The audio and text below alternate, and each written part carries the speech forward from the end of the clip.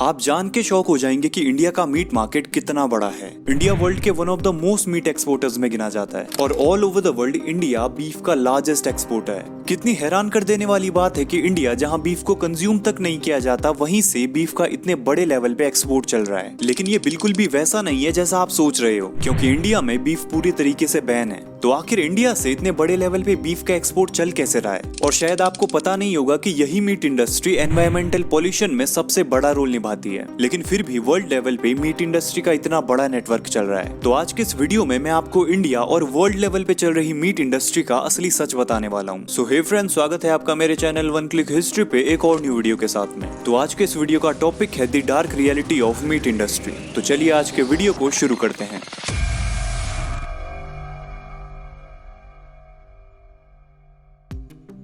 आखिर India beef की largest exporter कैसे है, इसके बावजूद कि इंडिया में बीफ प्रोडक्शन और कंजम्पशन पूरी तरीके से बैन है? तो इसका रीजन है कि बीफ को दो पार्ट्स में डिवाइड किया गया है। एक होता है नॉर्मल बीफ और दूसरा कैरा बीफ। नॉर्मल बीफ में गाय, बैल और सांड का मीट इंक्लूड होता है, जो कि इंडिया की मोस्ट ऑफ द पार्ट्स में पूरी तरीके से बैन है। लेकिन कैरा बीफ में आता है बफेलो मीट, जो कि इंडिया में पूरी तरीके से लीगल है। और इंडिया बफेलो मीट का ही सबसे बड़ा एक्सपोर्टर है, जिसे कि most of the foreign countries में नॉर्मल बीफ के अंदर ही गिना जाता है। लेकिन अगर all over beef export category में देखा जाए, जिसमें गाय, बैल और सांड का मीट भी इंक्लूड होता है, तो ब्राजील इसमें नंबर 1 पे आता है और इंडिया इसमें नंबर 4 पे है। लेकिन ये नंबर्स हर साल और अलग अलग प्लेटफॉर्म्स पे अलग अलग नजर आते हैं। जैसे 2023 में इंडिया बीफ का सेकंड लार्जेस्ट एक्सपोर्टर था, लेकिन 2024 में इंडिया 4th नंबर पे है।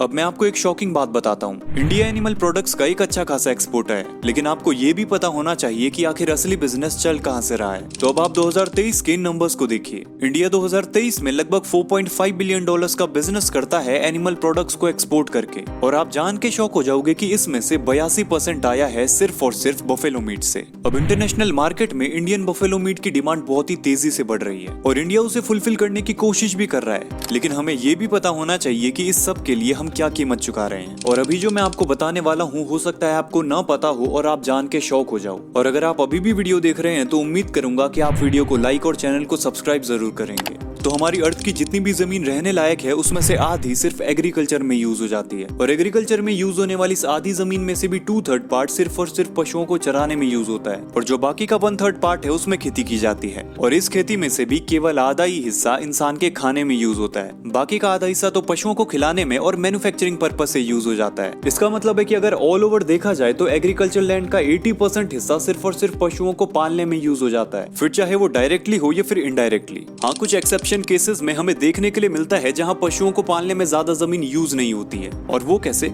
इस तरह, जहां पशुओं को इस तरह रखा जाता है। अब ये भी नहीं कह सकते कि जानवरों की तरह रखा जाता है, क्योंकि है तो वो जानवर ही, लेकिन फिर भी हम ह्यूमंस ये नहीं समझ पाते कि उनमें भी जान है, जो कि हमारी ही तरह पेन, डर और खुशी को महसूस कर सकते हैं। और ये क्रुएलिटी चल रही है मीट इंडस्ट्री में। अब आप ये सोचिए कि मुझे ये कहते हुए शर्म आ रही है कि इन पशुओं को इस तरह रखा जाता है, क्योंकि असली क्रुएलिटी तो ऑल ओवर द वर्ल्ड हमारी आंखों के सामने चल रही है, लेकिन फिर भी कोई आवाज नहीं उठा सकता, क्योंकि मीट कंजम्पशन हम ह्यूमन बींग्स के लिए इतना नॉर्मल है कि अगर कोई इसके अपोज में आवाज भी उठा ले तो लोग उसी को पागल कह देंगे। और आपको क्या लगता है कि हम मीट प्रोडक्शन से होने वाले हार्म्स को इतनी आसानी से कैसे इग्नोर कर देते हैं? मैं आपको बताता हूँ। 1961 में जहाँ एक ह्यूमन हर साल एवरेज 22 kg मीट कंज्यूम करता था, वहीं 2021 में ये नंबर बढ़ के 42 kg हो चुका है। और ऐसा तो है नहीं कि 50 साल पहले हम आज के अकॉर्डिंग कम खाना खाते थे। हम 50 साल पहले भी उतना ही खाना खाते थे जितना हम आज खाते हैं। लेकिन आखिर फिर पर कैपिटा मीट कंजम्पशन बढ़ कैसे गया? इसका रीजन है कि जब हम ह्यूमंस ने डेवलप होते होते 4 पैसा कमाना सीख लिया, तो लोगों ने अपनी बाकी डाइट्स को भी मीट के साथ रिप्लेस करना स्टार्ट कर दिया, क्योंकि हर एक पर्टिकुलर इंसान यही सोचता है कि मेरे अकेले के सोचने से क्या होगा,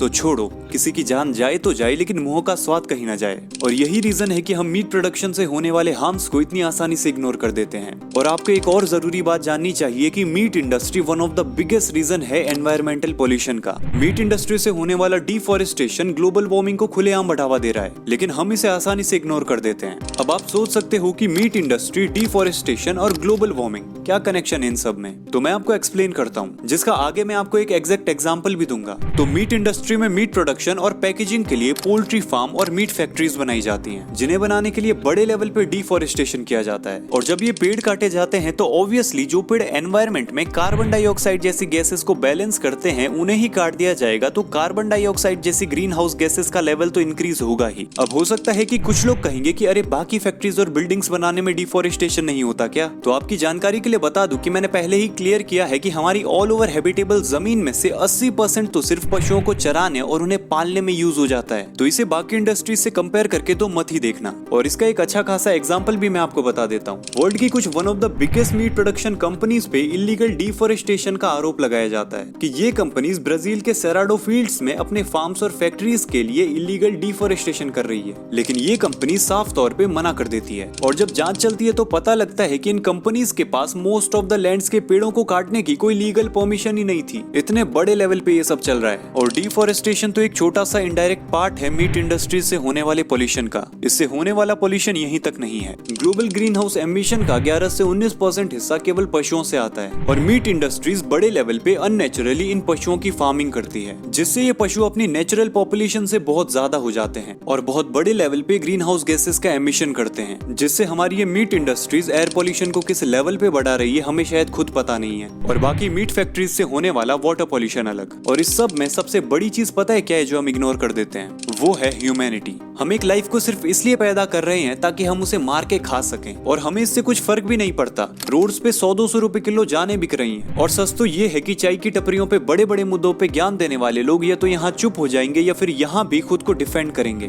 बाकी आप कमेंट्स में बताओ। तो ये थी आज की इन्फॉर्मेशन। तो मिलते हैं ऐसी एक नेक्स्ट वीडियो में, तब तक बाय बाय, जय हिंद।